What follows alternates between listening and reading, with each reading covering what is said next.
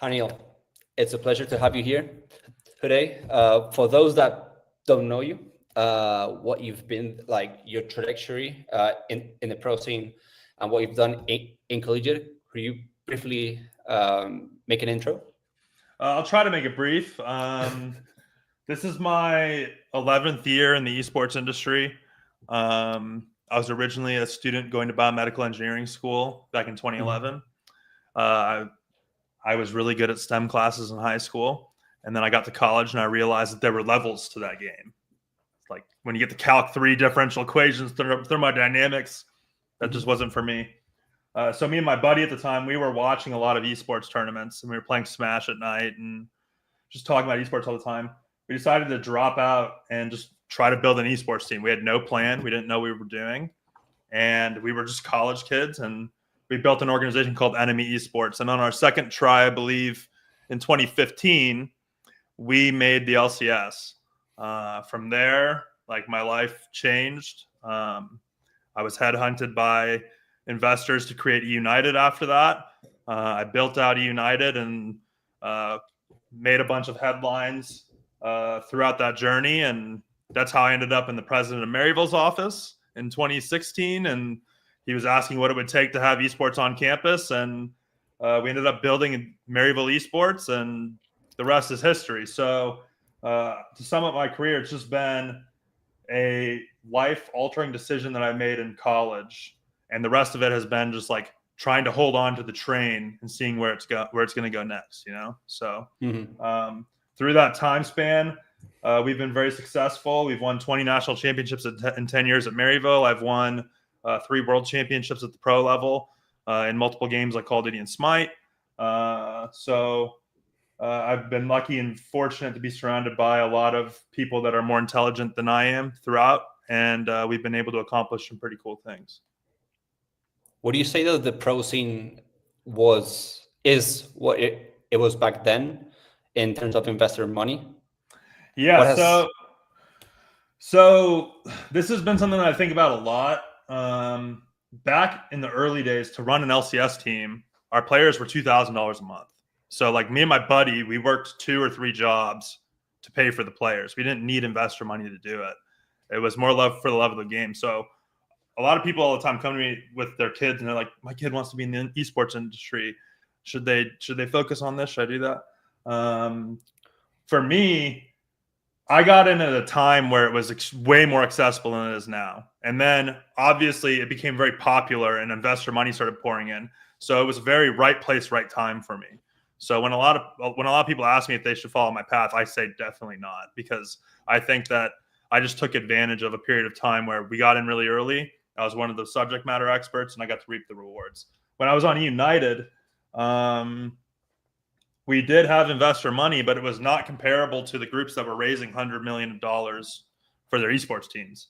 I've never been someone in my career until I got to Maryville where I've been in a position where I have more resources than my competition. So when we were competing in pro, I was always trying to squeak together rosters of up and coming players that people hadn't heard of, and then build them up, and then hopefully win in a very small window where people know who our players are now. And so now they want to buy our players. Right. So it was always like, I'm trying to bring a player up from being an unknown quantity. We have about 2 or 3 months to win with them. And then Cloud9 or somebody's going to buy them. So in pro, I never got to be the group like I am at Maryville now, where we have very competitive resources. But nowadays in pro, it's very different. I would say that the scene is contracting, but I think that it's a good thing. I think that the scene didn't contract from 2020 to 2025. We would be in a much worse place. I think that contractions are healthy for industries, and I'm very optimistic about the future. Now that you say that that contraction has been happening and it is happening, and you, before like being live, you mentioned about how you were one of the only one that worked in the pro scene, in tier 1, and then went into collegiate.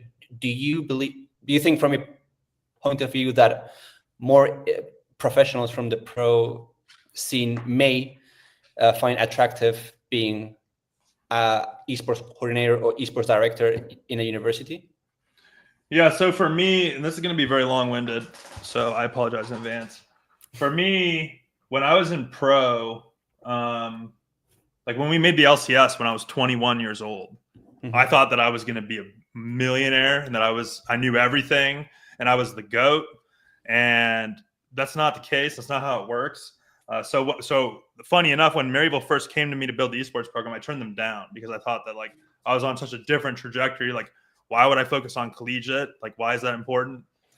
But then as I was working in pro, this is what happened. The first LCS team that I ever ran, we had no money compared to the other teams, so it's very difficult to operate in the league.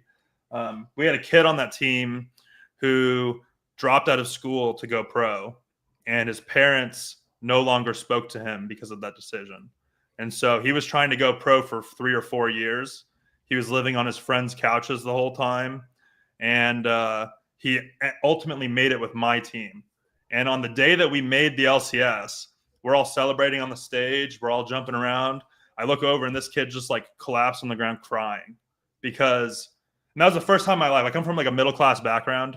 I've never really been someone in my life where I've really had to struggle super hard, except for maybe when I was in college and I was on my own for the first time and I didn't really have any money at all. But that was the first time in my life that I had seen stress physically leave someone's body like involuntarily. You know what I mean? Like the kid went through all this stuff and he finally made it. And he's like, my life's going to be different now. 3 months later, we got relegated. So I saw the exact opposite. He was back at square one. And so for me, that was the moment where I realized, wow, collegiate needs to exist. And it should be the most important space in the ecosystem. So that was ultimately why I went and I started the Maryville program, was to build a place for the players that are trying to pursue this, but they need a space to do it in a safe way where they can ensure that their life is still progressing. Because the way that it currently works, even today, so many players are foregoing education to try to go pro in this, and they're taking $500 a month contracts, and they're staying in their parents' house, and they're doing this, and they're semi-pro players making $500 a month. And what happens is in their friend group when they're 18 years old, they're the cool kid because they're the esports player, they're the pro gamer, but they continue to pursue this. They continue to pursue this for 6 years. They're 24 years old. Maybe it works out for a couple of months and they get dropped. Maybe it never works out and they're always tier 2. But those friends in their friend group that they were the cool kid, those kids are now done with school. They're beginning their careers. They're starting to settle down. And the 24-year-old that spent 6 years trying to go pro, making $500 a month, is now 24. He has no school done. And that's a very tough place to be when you're a young man. Like you're this kid that everyone thinks is cool. You're starting to get popular on the internet and your shelf life expires. You don't have any progress in school. That's a tough place to be mentally. So that's what we try to solve with the Maryville program. We try to bring in kids that are trying to go pro. We try to make them go pro. And we do it in a way that makes them not have to worry about the future because they're going to be continuing their education at the same time. I think that is the biggest reason why I chose in 2019 to retire from pro. Maybe I'll go back to pro. I'm not going to say I'm retired. I'm 32 years old. I'm not retired. Maybe I'll go back. But that's one of the main reasons why I decided to do it, because, and a lot of people don't know this, we won the Call of Duty World Championship in 2019, and that was a culmination of a 4-year project. We developed players over years to build a team that was good enough to win the World Championship, and we won it. And I felt amazing for like an hour, and then afterwards, you're kind of just like, well, now all the players want raises. I got to figure that out. I got to figure out how we're going to retain the roster for next year. Other teams are going to be trying to buy the players. We got to now try to win next year and defend the title. Like, it's a very success like that. While like it's like everybody's goal to be like the best in the world with it when they want to get into esports. This is what people dream of. When you get there, the feeling of years and years of work resulting in something positive is very fleeting. It lasts like an hour, like 3 hours, right? And then you're back to reality. But that same year, I graduated my first class of Maryville students that didn't go pro, that were at the school for 4 years. And I got to see the parents crying because they didn't think that their kids would ever get degrees. And I now get to see those kids move on to their careers and their jobs outside of esports and succeed and get married, and some of them have kids. And for me, collegiate was a place where, like, yeah, pro, I win a world championship, I feel amazing for an hour. Collegiate, it's just like compound interest. You feel good all the time because these kids, you get to watch these kids and check in on them 10 years or 5 years later and just see them doing amazing things. And so, yeah, I think that as time goes on, more professional people are going to move down to collegiate, especially as they've been in pro for a long time and they want to mix things up. There's a lot less stress in collegiate compared to pro. In pro, it's like, I have to win this event or I'm going to get fired. That's how it feels all the time. It's an insanely stressful environment. And like in traditional sports, that's reflected in high salaries.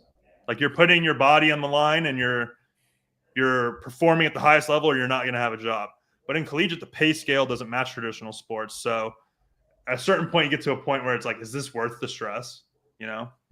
So one, I hope people will come to collegiate in the near future. And two, I think they will. That was a very long answer. Sorry. No. Of course. And we're seeing like, especially South America, many pro players transition into collegiate that are 24 to 25 as well. So yeah.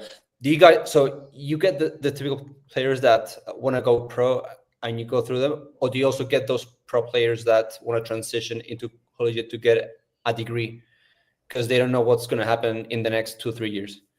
So we get both. A lot of people, there's like a hot debate on like what is pro, and I don't think that that's a thing like nowadays. Like a lot of times when people are talking about pro players, like we're talking about a kid that signed a contract, was there for 3 months, and his contract was for $50,000. So really, he made like $18,000.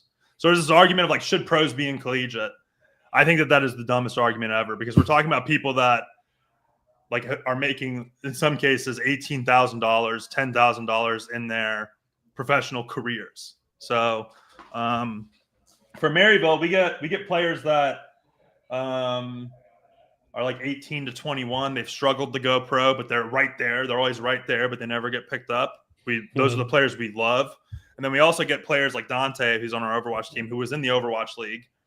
He wants to come back to school to get an education, but we typically use those players to round out rosters. We don't use them to build rosters, if that makes sense. So the Dantes, those are like the mentors, the people that are going to help from within, like internal accountability with the younger players and build them up to become professional players. But I like to tell people that the purpose of Maryville at a very high level is we're going to take in all these players that have professional aspirations, and we're going to teach them what it takes to be at the top 0.001% of this. And through the process of learning the sacrifices required to do this and all the things that are required to become a professional, they will be able to apply that to anything in life, whether it's their job in the future, whether it's aspirations that they have in the future. Once you've gone through the process of becoming the 0.001% of something, that is applicable to anything forever. And I think that that's the core value that people get coming into our esports program. What else would you say makes you unique as a program? I mean, results speaks for itself, you know, and what you want your players, like all the transferable skills that you put into your players, you know, when they graduate. Well, what else would you say makes you different? I would say that our purpose as a program is so surgically defined that that is why we have such high outcomes. That's why you see, I think that there's this high-minded idea that like esports can teach you broadcasting, esports can teach you marketing, esports can do this, esports can do that. But like at the end of the day, for me, esports is a competition, and anything outside that kind of dilutes it. So our program, we're laser focused on what we want to be. We want to be this path to pro. You're going to learn very high outcome things. And we're going to do it in a way that is very intimate. So a lot of these esports programs, they'll have 100 to 300 students. Some of these clubs have 3,000 students, right? We have 30 in our varsity program. And we have 5 staff. The reason for that is and we're only ever going to be in 3 to 4 games. Like I want to be the Gonzaga of esports, where Gonzaga is very good at basketball and that's what they're known for. Outside that, it's kind of sparing. I want very high outcomes in a few things, and I want my program to be smaller rather than larger, because if I have a smaller program, I can guarantee that every student that comes in is getting the same experience, right? The same very intimate experience. We also obviously have a club with like 100 students. We have an academy with 100 students. So if there are students that want to come into our program and learn graphic design or production or sponsorship, we bring them in and we integrate them, and we push them as hard as the players. So like we have this graphic student, his name's Kent. He's worked on things for like McDonald's, Brandon Sanderson, First Form, all these activations for us. And I think he's now one of the best designers in the industry, and he's still got a year of school left. But it's all the students that are involved in our program. It's under that principle of we're going to teach you how to be at the 0.01% of something. It's not going to be easy. You're going to be pushed very hard. But if you keep up, you're going to be rewarded. And so it's a long way of answering your question, but I would just summarize it by saying, I think what makes us the most different is how laser focused our vision and our purposes as a program. And I think that a lot of programs kind of lose that or have not spent the time defining that. Amazing. Yeah. Also, there's a thing that I wanted to go that you just mentioned a few minutes ago about like Maryville, like looking for you to join collegiate. Was it Maryville looking for you, or you going to Maryville with a project, a solid project, and be like, this is what we need to do? Yeah. So this is a story that my old president always tells. My trajectory is a little bit backwards. So when my team Enemy made the LCS, we were offered a ton of money from somebody that was in the that was a public person, and it made the news. And people on my campus saw me on the news, and they're like, this guy is a Maryville student. So I was a student at Maryville, and the reason why I went to Maryville was because I was an org owner, and I was like, well, I need to learn business. That was like the extent of my plan. So I enrolled at Maryville, just a local school. I didn't really have any connection to it. I was commuting and going home. I was like, I'm going to learn business, and it'll make me a better team owner. And so people found out that I was on campus and I was on the news. 3 days later, I was in the president's office. He was asking me, this is very interesting. What would it take to get this on campus? Turned him down at first. After I had that experience with the player, I came back to the president. I said, listen, Dr. Lombardi, if you give me 5 computers and 5 scholarships, we will win the national championship. I guarantee it. I said, I will be unpaid for 3 years, and we are going to win the national championship 2 out of those 3 years.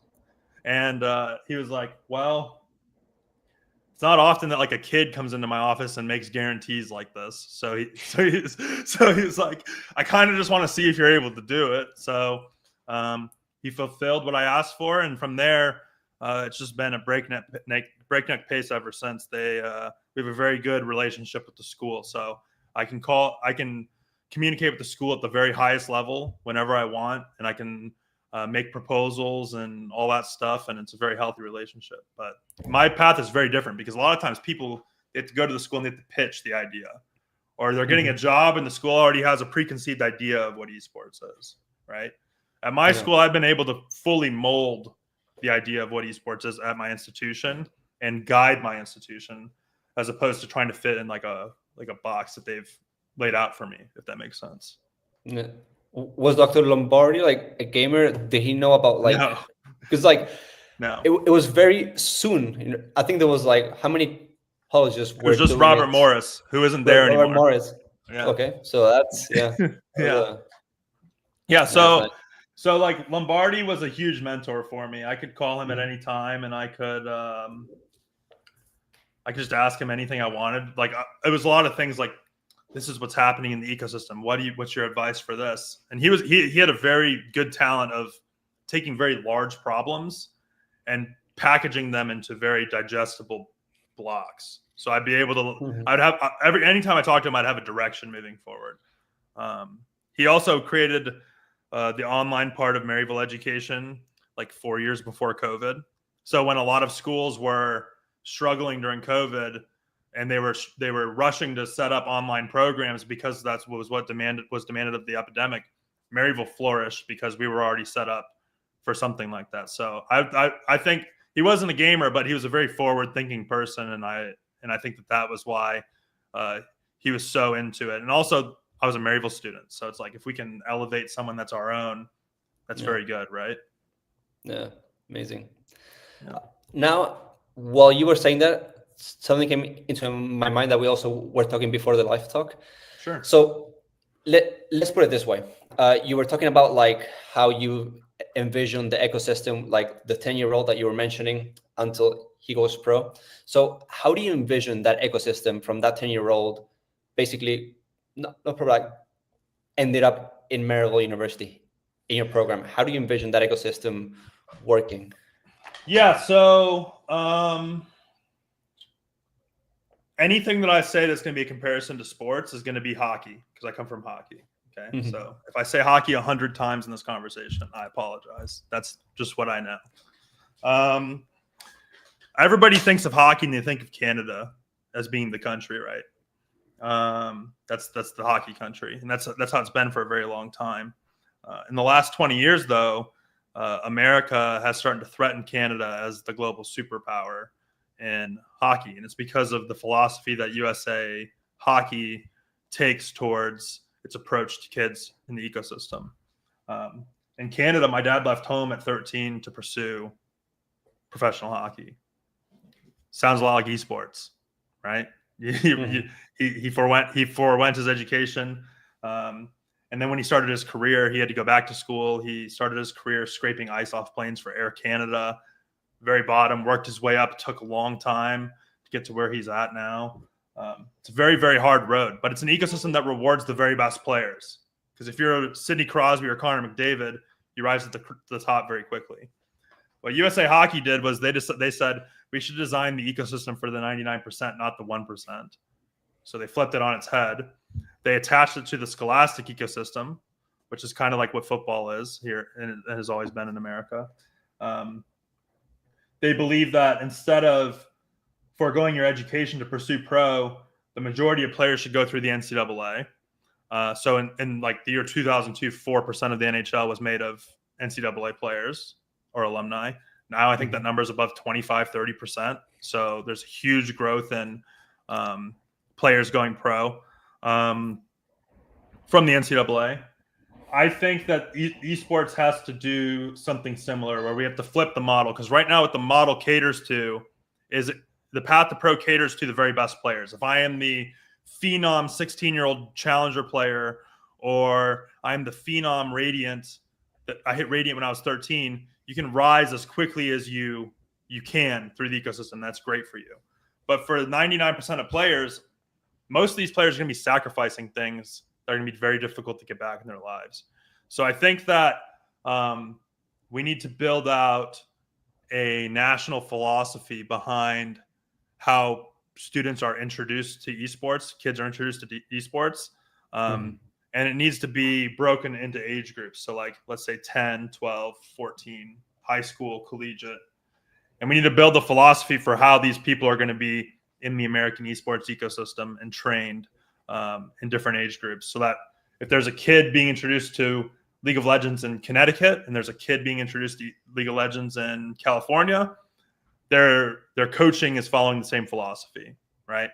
And through that standardization, I think that we will end up with greater rewards. And for those 1% of players, you build out specialized training. So like hockey has something called the National Team Development Program, where they take the 20 best 15-year-olds in the country, they move them up to Michigan, and throughout the year, they're playing against Division I schools and very good hockey teams just getting destroyed. And they turn 16 together and they get a new 15 team. They turn 17 together. By the time they're 18, they're like the Navy SEALs of USA Hockey. And they're very, very good. I think that like you build specialized training for those players that require specialized training.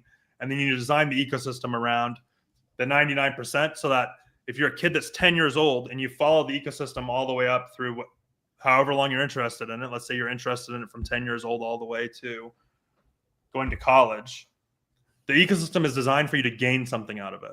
So whether that's focused on education, your degree, job skills, I think that that's how we have to kind of think about it moving forward.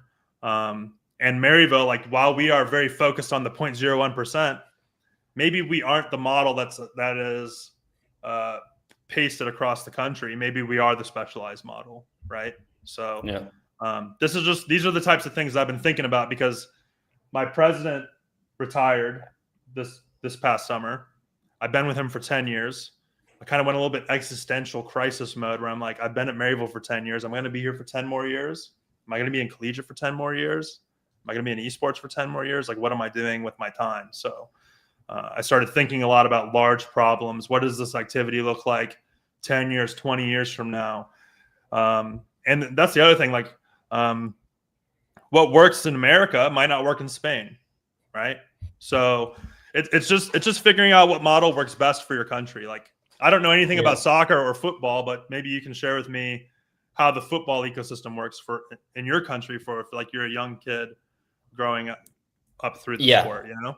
So basically we have, like for example, depending, because like tennis, in Spain it's very accessible. You go to China and like you start if you have a lot of money. In Spain it's very accessible, but then if you want to go like 14, 15 in tennis, you need to go to a private academy, and that costs a lot of money. And sponsors, like you say a sponsor being like, okay, I'm going to invest the money into a 14, 15-year-old, that's very risky. In football, soccer, it is more structured. There's more like teams, the divisions, in every region, there's certain divisions, and then you go to the nationals. There's a lot of competition, right?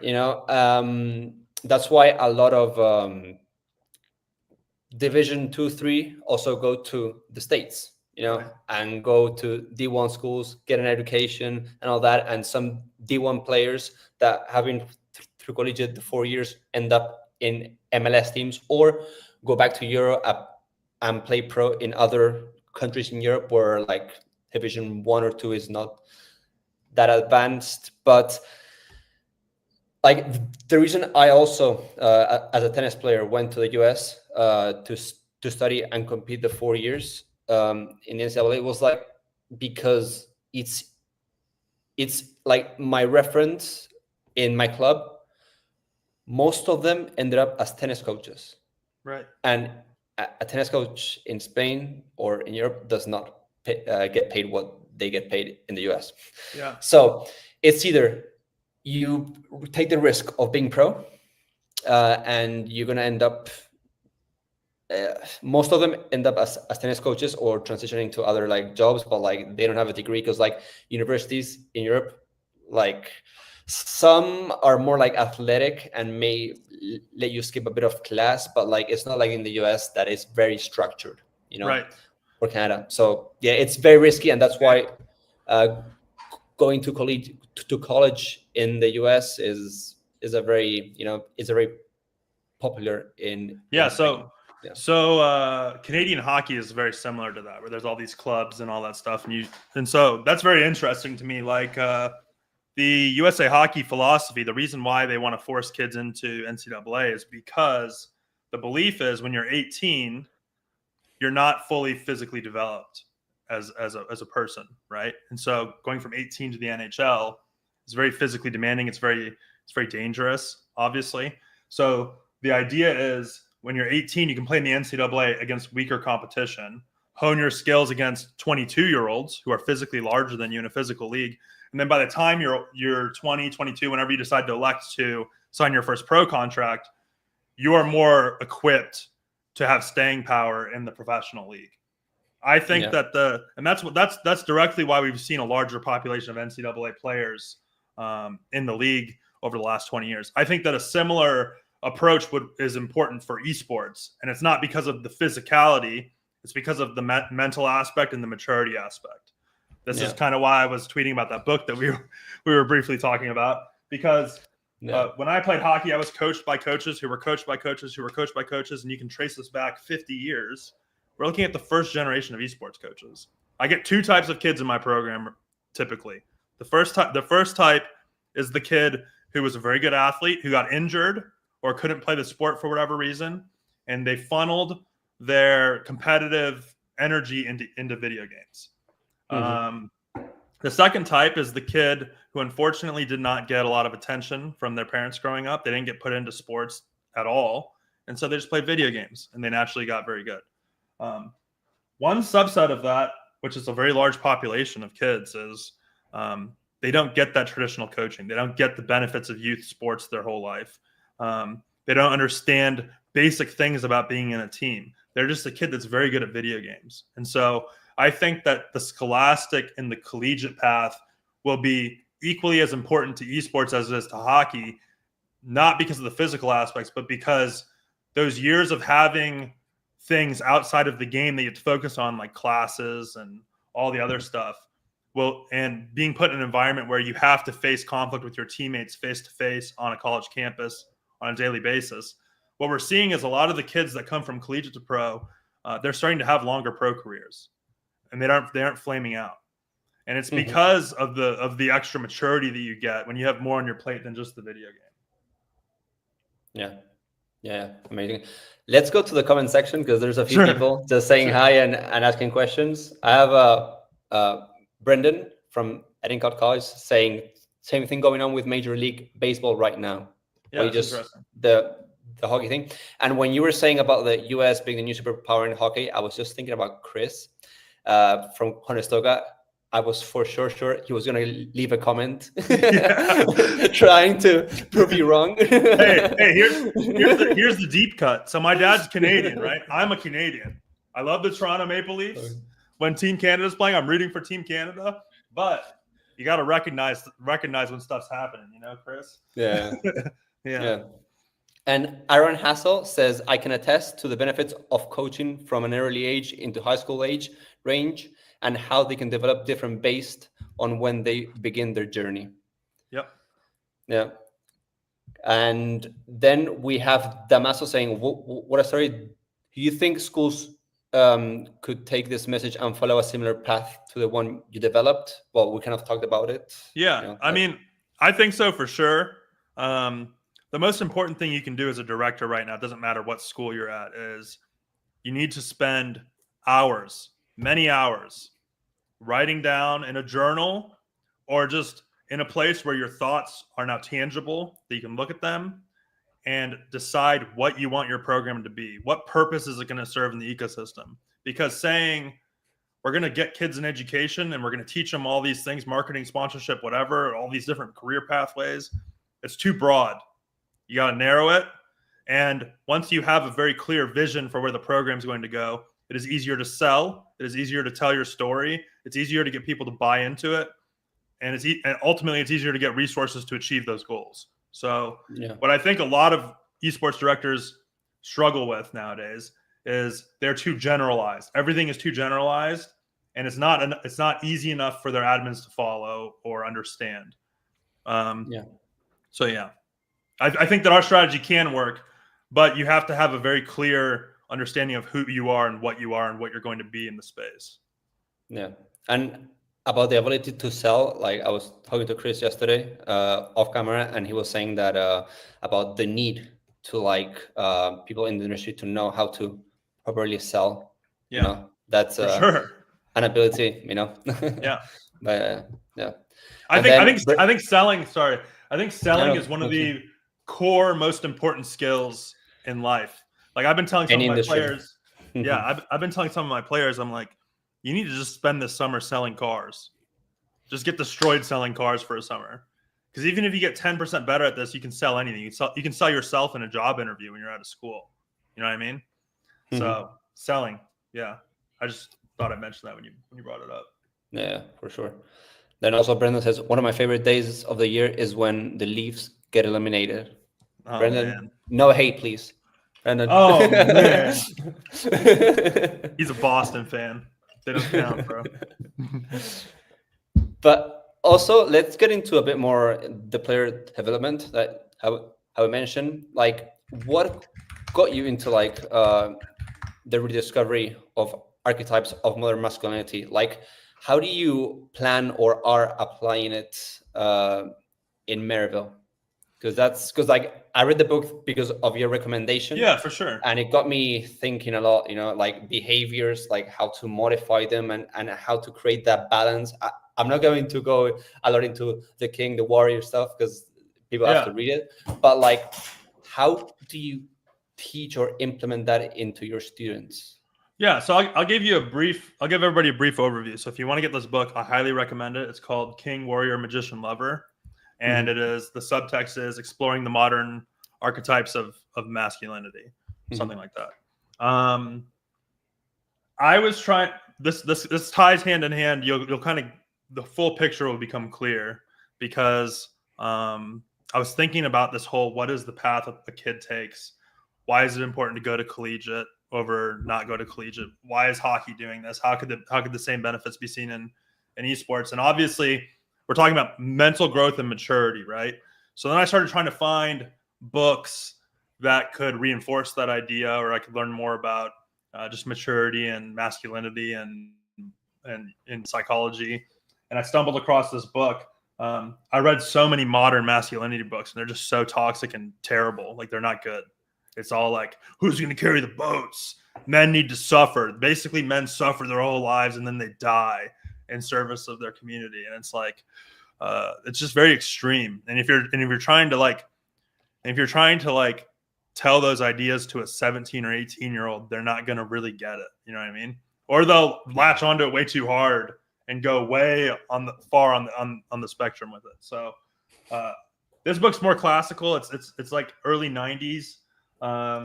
Basically, it breaks up the male psyche into 4 different categories, and it talks about what are the positives of the different categories and what are the negatives of the different categories. And what I found with this book is, and I haven't, this fall is going to be the first semester where my players are going to be expected to read it. So I haven't seen the results of the book, but the purpose of how we're going to use it in our program is we're just going to get the players to kind of understand where they are at on the road to maturity and what aspects of their psyche they need to work on, what they can lean into because they're doing it well, whether they're a good leader, a good protector, or thinker or connector, and I think that through this we are going to help our students have more clarity around who they are currently, and also will help them with their self-image, because they will have a clearer idea of like what traits they have that are positive, right? A lot of the players that I have, some of them don't have very good self-esteem, and so that's one of the main things is like building confidence, because if you have confidence out of game, it's going to translate to confidence in game. And everybody knows that esports at the highest level, confidence is the most important thing. If you're playing Valorant, the confidence to swing a corner and take the shot in a huge game when it's 11-11. That's the difference between winning and losing, right? So building all that out, that's kind of the reason for how I stumbled upon this book and how I plan to use it. In your, like, when you are going to apply in next semester, what would you say is the psychological differences between an esport player and a traditional athlete? Because can you repeat that again? Sorry. Like, what when you apply the concepts with your students, like what do you think are going to be like, like basically what is this psychological difference in an esport player than a traditional athlete in how they are? Yeah. So when I played hockey, hockey again. When I played hockey, it was very, if my team needs me to bleed for the team, I'm going to bleed for the team because that is my duty. That's just the way that hockey culture is. That's how it is. And that's how it is with a lot of sports. It's a brotherhood. It's you have your teammates' backs no matter what. And esports, it's very individualistic.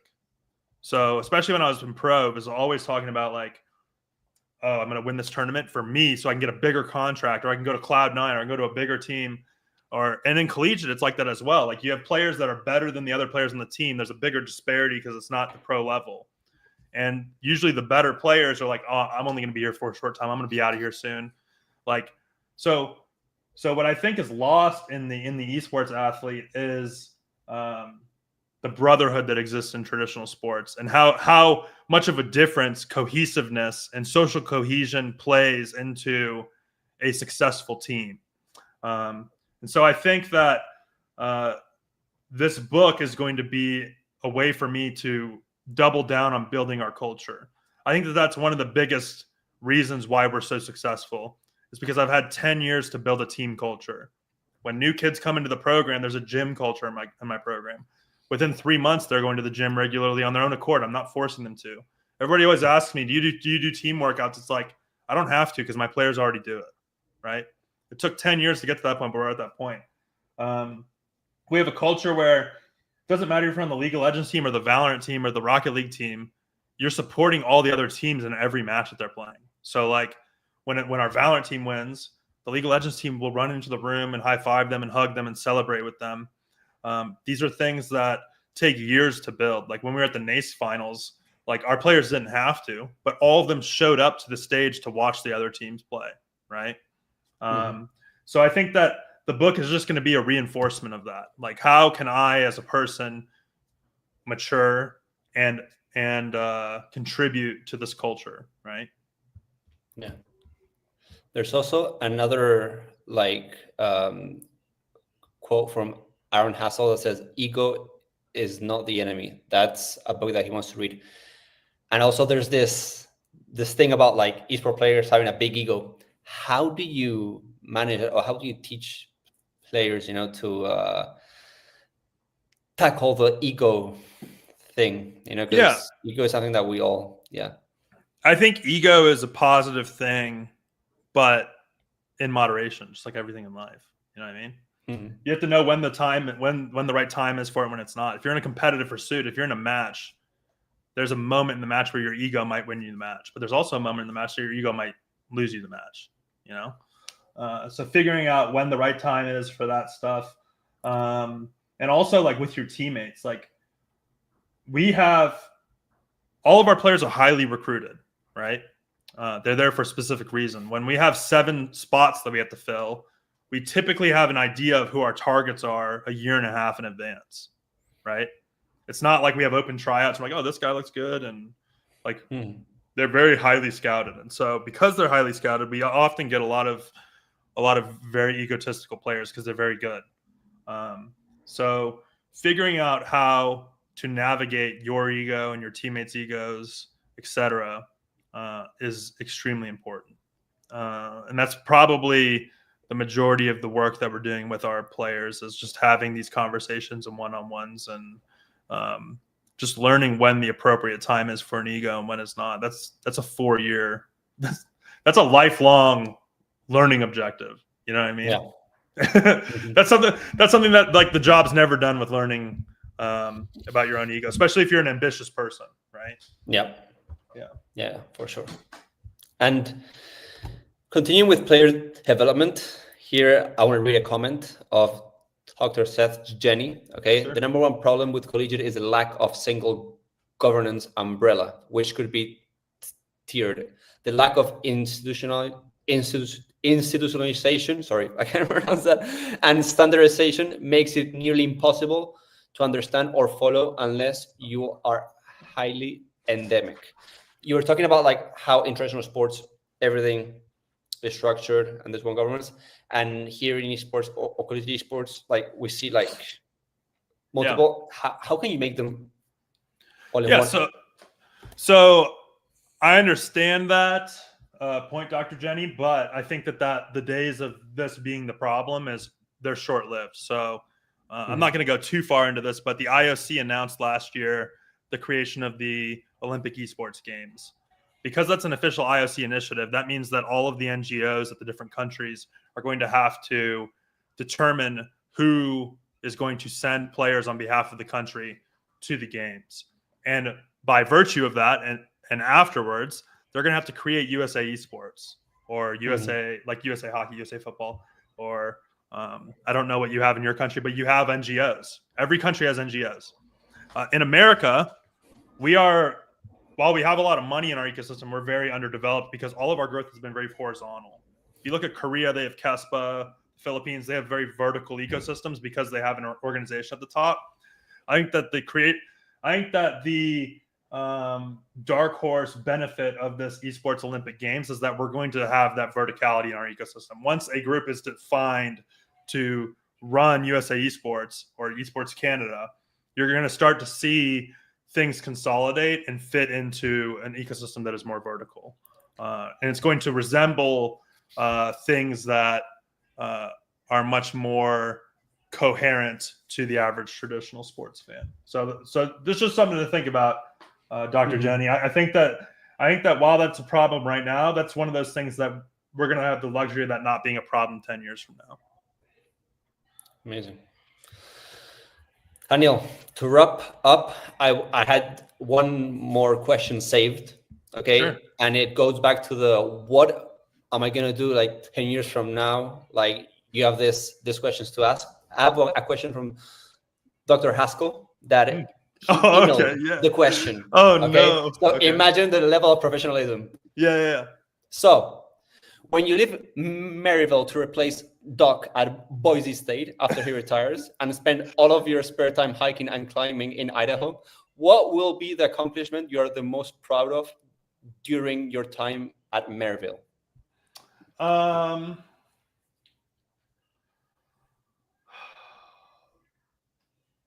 That's a tough question. That's actually a good question, Doc. I think that this is going to be an egoistic answer, okay? And it's going to be something that not a lot of people relate to because it's very personal to me.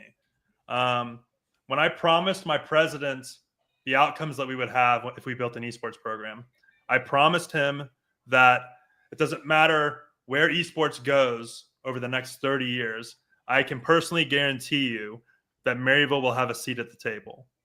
So I feel like over the last 10 years, I've developed the esports program at Maryville to a point that it doesn't matter how many large schools come into the ecosystem. I think that we are going to be competitive for as long as I'm here. And even if I were to leave one day, I think that Maryville as a brand in the collegiate esports ecosystem has reached a point where it will always have a seat at the table when we're talking about other schools. I think that if there's like a Division I, Division II, Division III structure, I think that we are very clearly Division I. And so I'm most prideful about accomplishing a lot of the promises and guarantees that I made my president because I was so close to him. And then that's really the main one, is I feel that I'm very comfortable with the point that the program has gotten to, and now the name of the game is defending that reputation, right? So, yeah. Serious answer to a semi not serious question. Amazing.